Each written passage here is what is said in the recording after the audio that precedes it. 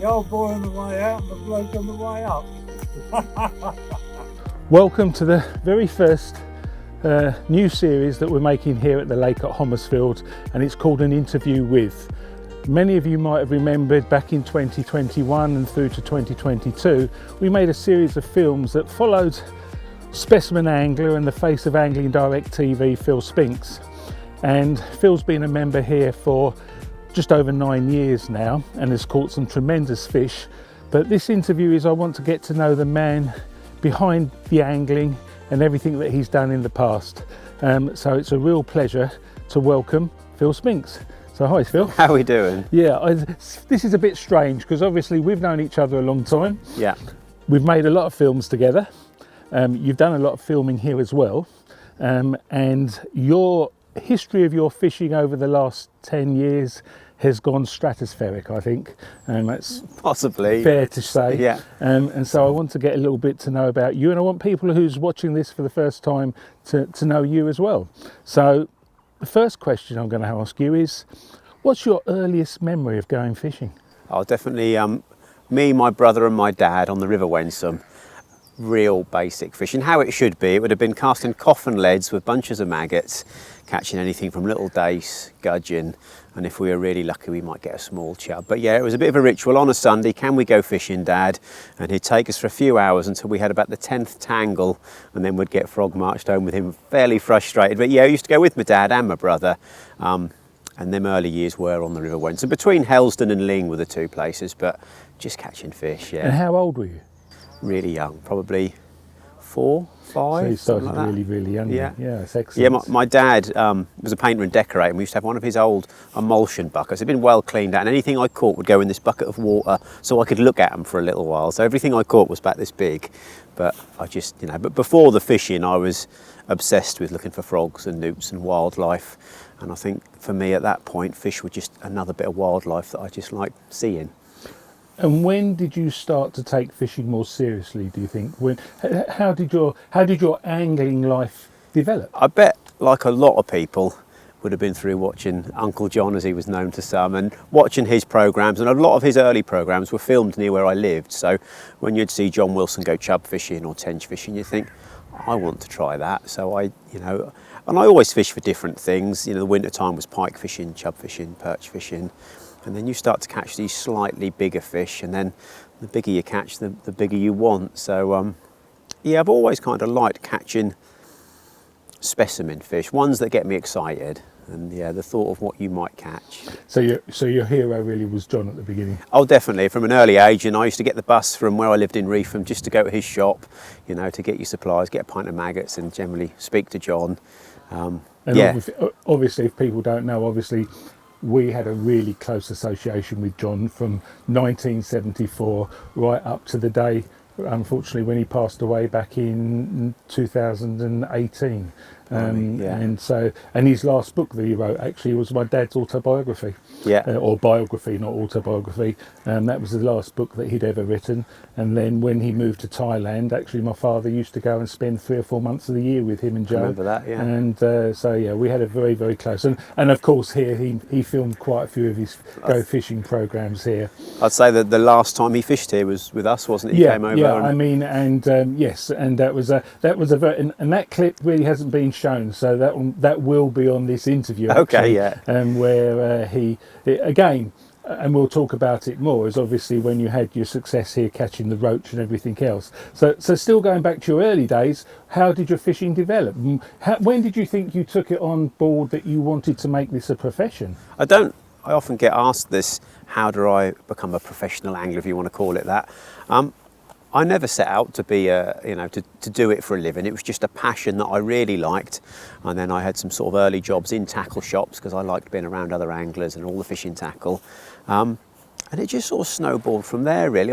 When I started catching a few nicer fish, writing a few magazine articles and putting a few things in the Angling Times.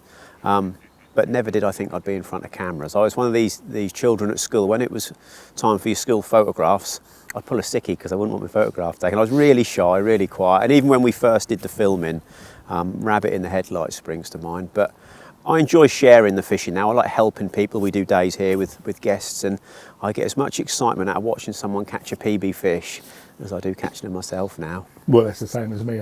I look at fishing now as a bit of a busman's holiday. I don't fish, as you well know. Yeah. Although we've caught a few roach here today, which has been fun and actually sparked a little bit of an interest again. But I hope not. I've got more busier things to do than that. But so when did you actually take on professionally, when you sort of started working in the trade? Then where was your first... I got involved with a tackle company called Carp when I was working in the tackle shop. So we did a little bit of filming with them and a few more magazine articles, and the best bit of that was getting involved with the tackle development. I quite liked when we used to head over to Telford, all sit around the table and come up with ideas, and then a year or so later you'd see the ideas that you'd drawn little sketches of in the tackle shops. Oh, yeah. The rods that I'm using today are some, I sat down with the other lads from Coram years ago and we talked through them and tried prototypes, and it was just nice to see some of their tackle ideas actually come to the shelves. Fantastic. Oh, right, that's really good. So, and when did you join Angling Direct then? So I actually worked for Angling Direct when they first formed, when Tom Bolton's tackle shop, John's old shop, the Norwich Angling Centre, they all merged into the one unit on Alsham Road in Norwich, which is still their Norwich shop. Yeah. And they also took over a little shop in North Walsham in that same time that I was the manager in. So they kind of inherited me when they bought out the shop, and I did the mail orders for about 18 months, 2 years for them. And I disappeared doing various different jobs, and then I guess I've been back probably about 9 years now, I should think, I guess. But yeah. And again, for people who don't know, one of the founders of Angling Direct is a Martin Page, and he's been a member here at the lake for a long, long time. Yeah. And I'm very pleased to say that he'll be doing one of the interview withs as well. Yeah. So that'll be a fantastic story actually to listen to how actually he started with his partner, Angling Direct at the time. So we'll look forward to that as well. When do you think you caught your first specimen fish? When did you think you actually went? I know a turning point for me was, I can tell you the year, it was around 2004, and I was fishing Barbara Lakes at the time, and it had done the British record bream. So there'd been two different bream of the same weight. One had been caught out of Lodge Lake at £18.9, and then it had been equalled on Coney Lake, which is on the same complex. And I had a ticket on there. I was obsessed with one particular carp, a really nice special carp that I wanted to catch. But at the time I thought, there's a record bream in this lake, and to my knowledge there was only maybe 6 or 7 captures of bream at the time from that lake, so there weren't that many bream in there. The smallest I'd heard of was about 13.5 pound. I thought if I can catch one of those bream this spring and summer, even if I catch the smallest one, for me it'd have been a really big bream. So you could use 3 rods. I thought I'll have 2 rods that will be fishing for the carp, but 1 rod all spring, all summer will be on a method feeder with sweet corn. I'm going to put it on a spot that I consider to be a spot the bream will like. I thought if I can just get one, it'll be a real result. And I had one the first night of trying to catch them, and it was that record fish at £18.2. So I didn't get it quite heavy enough to claim a British record, but it was the same fish. And I guess that confidence thinking, blimey, you can catch these fish, they're not uncatchable. And I actually caught another bream about a month and a half later, which was the same fish at 17.15. So and I'd always done pike fishing and stuff in the winter, but it still is a really big bream. But wind back 20 years ago, it was the biggest bream in the country. Yes, and that's amazing. If you like the analogy, if you throw darts in the right direction, you hit the odd bullseye. You've just got to be at the right venues at the right time, fish nice and neat and consistent, have a little bit of luck, and you can be the one holding these giant fish. But knowing you for the last 10 years, the one thing I noticed with you is that your dedication to angling, for starters, and also how conscientious you are to be exactly right and to be very tidy, very precise. Oh, the attention to detail, like anything in life. If you do everything 5-10% neater than everyone around you, if you find 10 different things that you're doing, say 10% neater, suddenly your catch rate is 50% higher than theirs, and they think they're doing the same, but just paying attention to every little detail. Neat, tidy, your casting, your bait, your rigs, your effort actually being there as well. So when did did you ever fish Waveney Valley Lakes? You'd have been too young. No, I did. I knew of it. Yeah, no, it was obviously read all the books about Hutchie and all the name people coming there for the big carp. Yeah, you would have been miles too young when we sold it in 1988. So I'd have been 8 years old. Yeah, then. Okay. So most probably hadn't. I'd have been on the Wensum with Dad somewhere. Yeah, well, that's really nice. So When did Homersfield here, when did this come onto your radar? When I worked, before Angling Direct, I worked in another tackle shop close by, and we used to get a few of the members come in to get their bait and the bits and pieces to come down the lake. And although it was a mega carp fishery, it was these stories of these big roach that made my ears prick up. You know, they're talking about £3 roach being caught by accident. And I can remember thinking, I don't want to be negative, but you think, are these actually that big? Are they going to be genuine roach? Are these carp anglers catching hybrids? Lots of doubts in my mind, but I knew that I'd absolutely love to fish for them. I had a bit of an obsession with winter roach. I'd caught one 3-pounder before Homersfield from another pit. But yeah, I don't know if you remember, I came for a guest session with Ian Sadler. Was the first time I ever came. He brought me down when we carp fished, and then that's when I met you, and you offered me that winter ticket the first winter. Yeah. Well, it was interesting. You'd been recommended by another member, like you say, Ian, and that's the best way for new members to get in, obviously, or for me to meet them. And I think that winter, when I started watching you fish, I realised that you're a different kind of angler, Phil. You really are. Like I said, you're different to other people. You're very precise. You're dedicated. You're willing to go that extra mile and put that extra effort in. I remember once, I think when you became a full member, one night I was walking around the lake for some crazy reason in the middle of the night, and you were spomming. Yeah. And my members here don't do that. No. So for you to suddenly come along and think, oh crikey, look, that's how dedicated you are, and you're precise and you work hard at it. Yeah, I just got into the phase that I knew if I had a bite, whatever time of the night, if I got the rig back out and 4 or 5 spoms, I'd probably get another bite. So yeah. So I think your first year on the lake, full membership, was 2013. Yeah, around 2013-14. I started on a winter ticket, which, I'll be honest, when I first joined, it was all about the roach, and I hadn't really considered about a full ticket. Enjoyed the roach fishing so much. I can remember towards the end of the winter seeing more and more carp showing, and when you asked me if I'd like a full ticket, I had kind of fell out of love with carp fishing a bit because of how busy it had got, and I just hadn't had the right venue to enjoy it how I wanted to enjoy it. But yeah, the carp fishing here has been brilliant. It's been lovely. And so for your roach fishing, well, how did you get on for the first couple of seasons? I know exactly how I got on the first season. I kept a bit of a diary of it because it was just, I can remember the very first Sunday evening. So I never sat here for a huge amount of time. A typical roach session would be turn up about 2 o'clock on a Sunday afternoon, and then I'd probably fish an hour or two into dark, depending how the roach were playing, whether I was getting plenty of bites. And that first Sunday evening in November, when the winter ticket started, I don't know how many I had, but I know I had 8 roach over £2.12 to just under 3, and I'm driving out of that gate that night thinking, did that really happen? You know, a £2-pounder was a roach of my season, and I've been catching them for fun on the first evening. The next week I came down, almost exactly the same happened, but I had a £3.7 was the biggest, which was just, and I can remember at the time you were a lot quieter on publicity here, so I'm driving out thinking, I want to tell someone what's just happened, but I daren't tell anyone because as far as I was concerned, there was a publicity ban in those early years. But you know, I had my close friends that I shared my catches with. But yeah, it was dream roach fishing. I had 67 twos, 15 threes the first winter, and that was sort of every other Sunday evening. That weren't sitting here bivvied up for weeks. That was just perfect. You'd go out with the family the weekend and then just go Sunday afternoon and get your roach fishing fix. And obviously 2017 it all changed again. Oh, the roach fishing got better and better. So those first few winters, if you caught 3-pounders, they'd be £3.2, like the £3.7 was the biggest, and they just got bigger. Roll forward to around this time of year, April 2017. Well, this swim, I had an unbelievable day. I wouldn't know how many 2-pounders I had, but I had, was it 6 roach over £3, but that included fish of £3, 8.5, £3.10, £3.12, you know, really big roach. And either side of that session, I had similar sessions where I was getting 3 big threes in a day. It was just kind of would come down here roach fishing and you'd feel a little bit miffed if you didn't catch a 3-pounder, which is ridiculous now.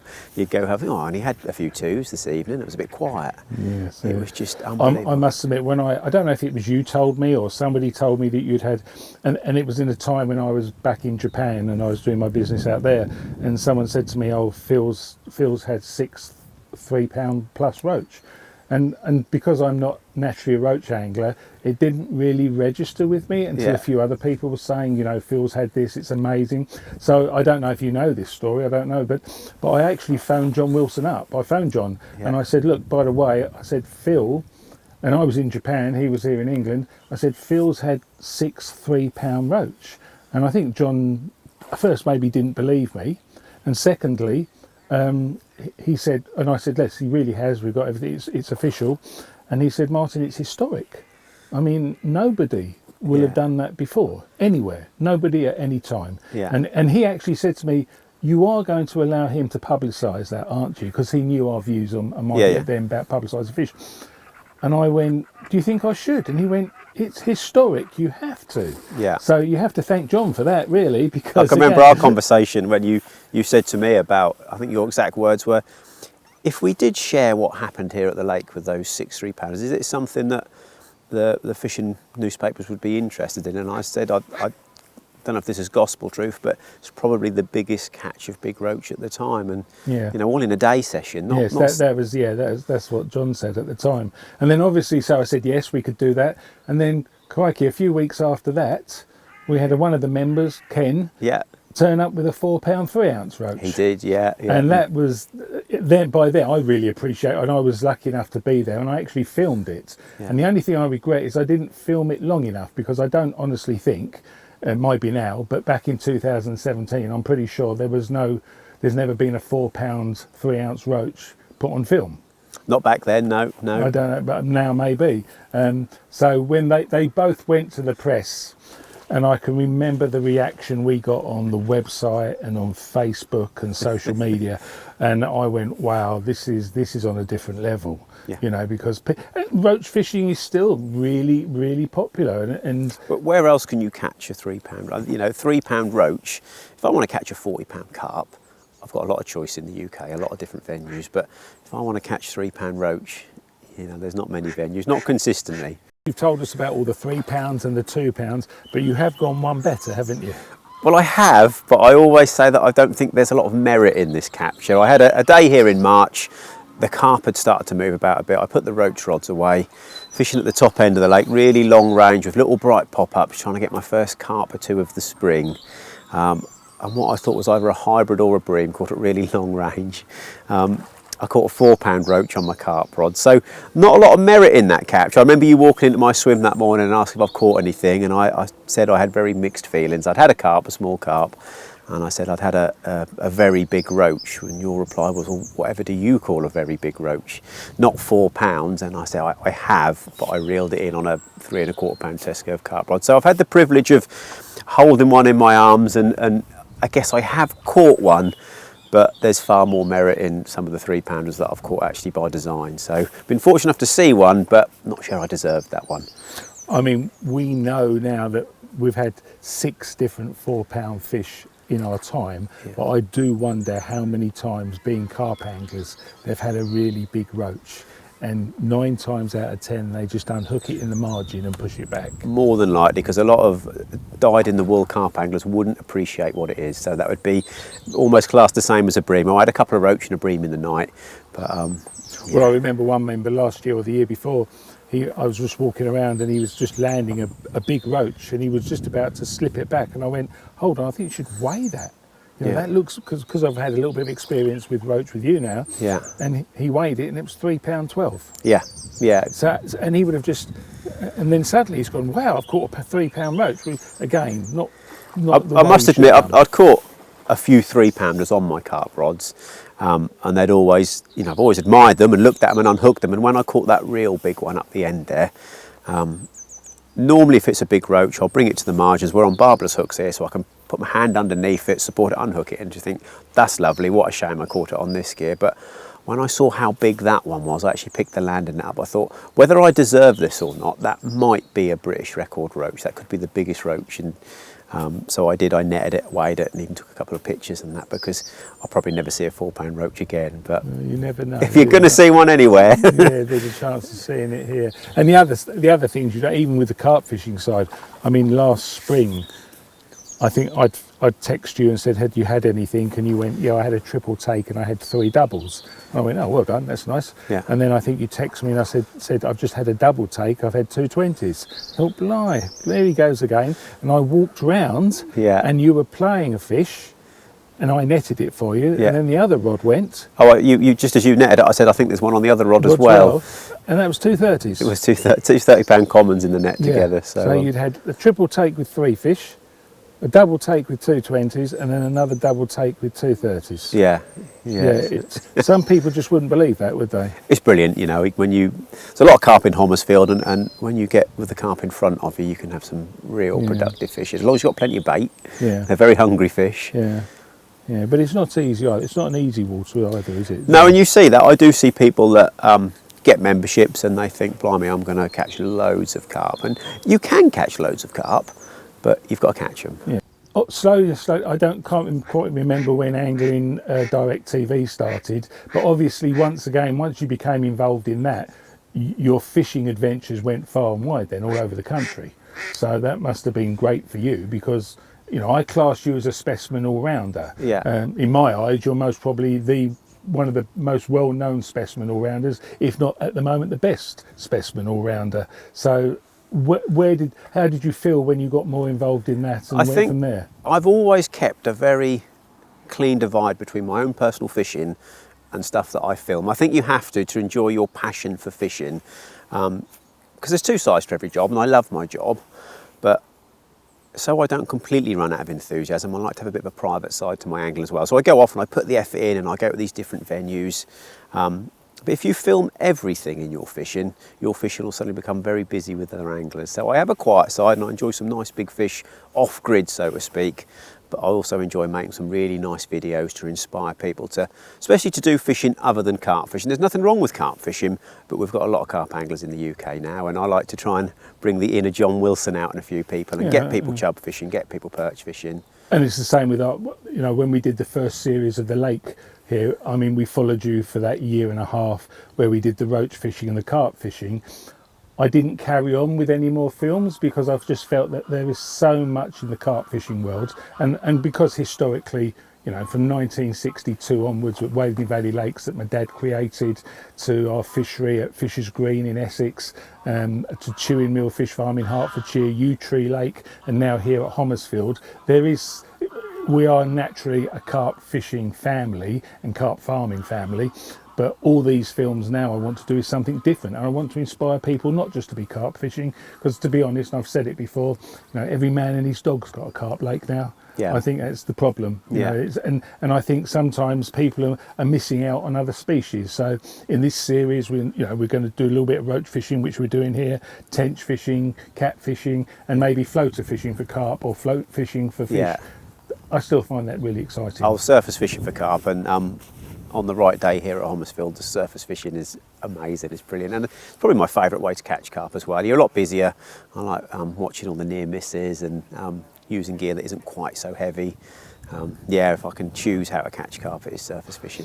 So coming back to here at the lake, give me your top 3 moments here fishing. Well, obviously the roach is the one. And the whole journey with the roach. You know, not just the day with the 6 3-pounders. I enjoyed world class roach fishing, and you know, them first couple of winters, if anything, I was lonely. There was no one here. It was brilliant. And then the carp fishing, just enjoying some consistent carp fishing, catching numbers of carp, and then every now and again you've got a nice big one in the net. So enjoying some carp fishing without all the hype was quite nice. Well, I know for a fact and we've talked about it before, but I think in one session you had a 20, a 30 and a 40, didn't you? Yeah, several 20s and several 30s, and then tipped with a 40-pounder. Yeah, it's been the only place I've been close to that carp fishing of that standard was French carp fishing, but here I am about 3 or 4 miles from my house. And I know last year in 2024, from surface fishing, you had another. I did, and I didn't dream that was going to happen. I mean, it was one afternoon, I had about 4 hours spare, just fancied getting a bend in the rod. I thought, get the surface gear out, it's a nice and sunny day. And and they weren't feeding on the top as bold as they normally would. I had 2 or 3 fish that would just take a few, disappear for 20 minutes, take a few, but one of them I could see was a big fish. But when I say big fish, I'm thinking this could be a 40-pounder, big common. And it took a little bit of willpower to keep moving my hook bait away from the other 2. I thought if I can just be patient and try and hook that one, that's a special one. Yeah, and eventually it came up and took the hook bait, and I didn't enjoy the fight at all, to be honest. I was so nervous because it meant the world to get it in, because I thought this could be my biggest surface caught carp. Yeah, and then you got the phone call when that went in the net to come help me weigh it at 51.5, wasn't it? Yeah. And I think I disappointed you a little bit, because in my mind, Phil, I thought you'd had 50s from here before. No. And I didn't seem that excited for it. I think you was a little bit like disillusioned. I rang you up, so I think I've got a 50-pounder, Martin. I need help weighing it, and you were like, oh, okay, yeah, I'll be down in 5. Yeah, I weighed it, photographed it, and I went back to have lunch. And I didn't realise until I started seeing you post it on your Facebook page or your social media, you know, how excited you had been. Yeah. I suddenly went, have you caught 50 from here before? And you hadn't. No. And especially a float. To get it off the surface as well. It's my favourite way to catch them. Yeah. And so nerve-wracking watching a fish that size, about 25 yards out, take your hook bait. I use a 2-pound test curve rod and about 12-pound line, so you have to have your wits about you to play it, and yeah, that's the best way to catch it, that was. So another thing that we started to do here with you was to allow people to come with you on fishing sessions. Yeah. I don't like calling them tutorials, because I don't think that's necessary to necessarily teach people, but No. what we do here, obviously, if people are renting either the Five Islands House or the lodge, or they are really serious about becoming a member, I always say, look, the best way to go about this is have a day session with Phil.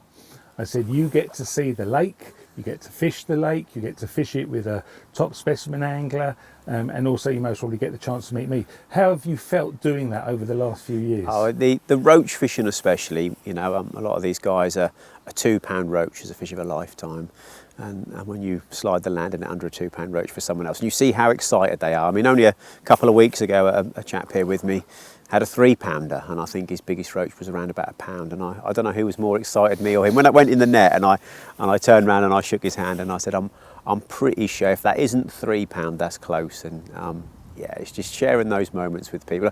Dare I say it, I had the best roach fishing ever, but I got a little bit climatised to it after a few seasons. I really enjoyed it, but now it's really nice to sort of pass that excitement on to new people and give them an opportunity to see these huge roach. Yeah, and we get the feedback from them afterwards, how excited they are, how, like you say again, a 2-pound roach is something special, 3-pound is off the planet. Yeah. And you can tell. I think the only thing that they say is that you make them work really hard. Yeah, I suppose I take a lot for granted when I fish, you know, the accuracy side and the constantly recasting, keeping the bait trickling through, and that's what can make a difference sometimes. And I think some of the more senior people just want to cast the rods out, sit down in the chair, enjoy a packed lunch and hope a fish comes along, but you have to work for them a little bit. Yeah, But, no. Well, we had, I remember one vividly, had a day session with you, and I saw him the next day and he said, I'm not fishing today, I'm just resting in the lodge. Yeah.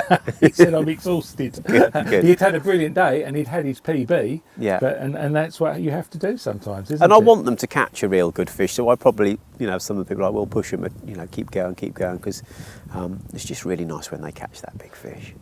If you have to give anybody a little bit of advice now about fishing, what would be the top bit of advice you would give I'd people? say my top bit of advice, forget all the tackle, I'd say the 2 things is being at the right place at the right time, and the best thing you can have is enthusiasm. I'm not one of these people that struggle to get up in the morning. If I feel I need to be at the lake at dawn, I'll be up here at dawn finding the fish. It's not hard work, it's what I enjoy doing. I like my nature as well, but the effort and the enthusiasm is what will catch you the fish. You definitely, and like that Homersfield roach fishing, you know, the venue was a fantastic roach. I was here at the right time. I guess if you put a fairly competent angler here at the right time, he'd have caught some big roach as well. But I was here, right place, right time, and took advantage of all those lovely big roach. And also very fortunate, well, not so fortunately, but unfortunately, when we were filming in 2021 in the winter time, we found, unfortunately, the big roach that had passed away. Yeah. and you found that, you know, £4 2 ounces, and again, I had it put in a case. Well, you knew someone and put it in a case and had it stuffed, and it's now pride place. Oh, you couldn't just let that one waste away in the margins, could you? So, that was a shame, but everything has to pass away at some point. But it's nice. It's there now for everyone to see, and whoever we show that to. In fact, like you say, a few weeks ago, we had a gentleman here who's making a roach film again.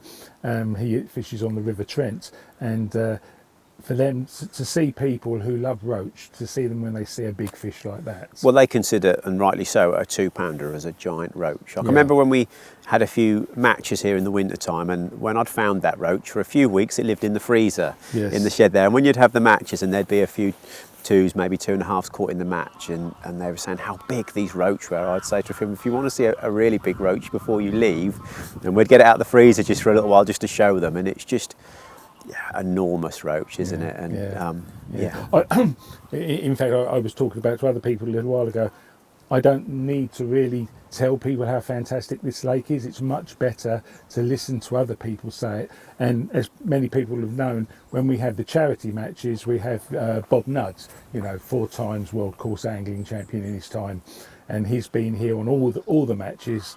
And when he turns round, and 2 things: when he says it's one of the finest roach fisheries in the country he's ever fished, and secondly, after 45 years, he had his personal best roach here. He did. At £2 7 ounces, which I think, you know, it says it all. So we don't have to say anything. We let everybody else do the talking as such, which is really nice in that respect. So, where do you see yourself in 5 or 10 years' time? I have no idea. I don't know where I see myself in 5 or 10 months' time. From a fishing point of view, a lot of people say, you know, what are your targets, what are your goals, and I just enjoy my fishing, and, you know, venues pop up and opportunities pop up, but so long as I'm fishing somewhere, you know, for me, I just enjoy the... Well, I think very luckily, being involved with Angling Direct TV, that's opened your doors to so many fisheries as well. People want you to go along there and fish there and promote it, so that's fantastic, that is. Sometimes, it does have its opportunity. You get a few opportunities come up. And if you need to get away to a quiet place to fish, where do you go? Well, I think you know where the answer to that one is. I don't know necessarily. Sometimes you're at the back of your river. No, I do. I enjoy all my fishing, but certainly carp fishing especially. If I want some peaceful carp fishing away from the rat race, then Homersfield definitely ticks those boxes. Being close to home as well is really nice. Do a lot of travelling with work, so sometimes when it gets to my own fishing time, I don't always want to jump in the car for 2 or 3 hours. So, but today I've been roach fishing for a couple of hours this morning, catching some nice roach, and it's the first time I've actually picked my roach rods up for a while, probably, you know, when I've done a few days in the winter with the guests. But I don't know when I last done a bit of roach fishing myself, and like you said, I've enjoying it this morning. It's made me sort of think, why don't I do more of this now? So well, I've even enjoyed doing it with you. So if anyone sees me roach fishing in the future, they'll know why. That'd be my fault. Well, all I can say, Phil, is thank you for giving us that bit of information and telling us about yourself. That's brilliant. It's good for people maybe to know the man behind the myth, because I know when I first started seeing you fish and everything else, and the way you fished and the amount of fish that you caught, I nicknamed you the Otter. You did. Because I think in a previous life you were most probably an otter. And then another friend of ours, Lou Dunn, who will be well known within the carp fishing world, who is sadly no longer with us, he named you the Dark Otter. Just because I was a little bit more mysterious, perhaps. But but I think you obviously you inspire other people. Your films are excellent, especially the Specimen series on Angling Direct Films, and it's always been a pleasure having you here. So thank you for letting us into your life a little bit. Thank you very much, and thank you for all the fantastic fishing, be it the roach fishing, even the catfish, the carp. A little bit of fishing heaven here at Homersfield. It's been a pleasure talking to you.